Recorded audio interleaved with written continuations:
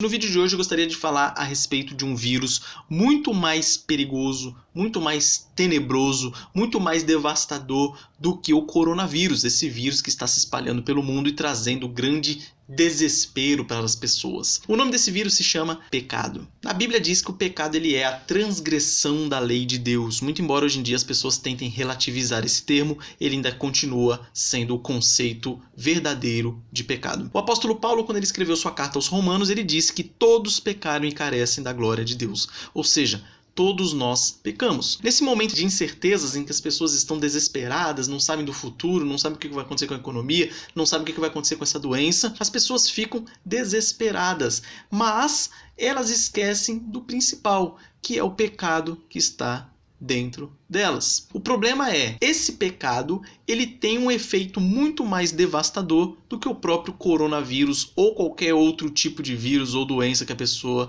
tiver. Lá no Evangelho de Mateus, no capítulo 10, versículo 28, quando Jesus Cristo estava estimulando os seus discípulos, ele disse o seguinte: "Não temais os que matam o corpo e não podem matar a alma.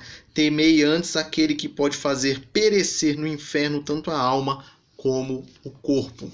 Ou seja, o pecado ele é muito mais devastador do que qualquer outro tipo de doença, porque ele pode matar não só o seu corpo, mas a sua alma, te levar para o inferno. E o que acontece? Não que nós não devamos tomar as medidas preventivas necessárias para evitar que esse vírus se espalhe, o vírus coronavírus no caso, que ele se espalhe e acabe resultando em coisas ruins para nós. Porém, nós não podemos deixar de lado a situação do pecado. Graças a Deus, nós temos um antídoto para esse pecado. O nome do antídoto é Jesus Cristo. Ou seja, você cometeu um pecado porque você nasceu um pecador e não há quem peque, e por isso você merecia morrer e merecia a condenação eterna. Porém, Jesus Cristo veio, morreu na cruz e ele pagou a sua dívida. A sua dívida está paga. Mas o que você precisa fazer para herdar a vida eterna?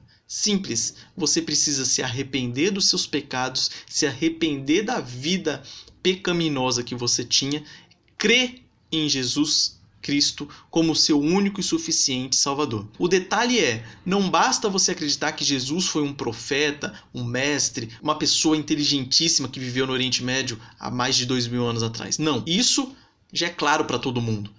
O que você precisa crer é que Jesus é o Cristo, ou seja, ele é o Filho de Deus, ele é 100% homem, 100% Deus, veio, morreu para pagar os nossos pecados.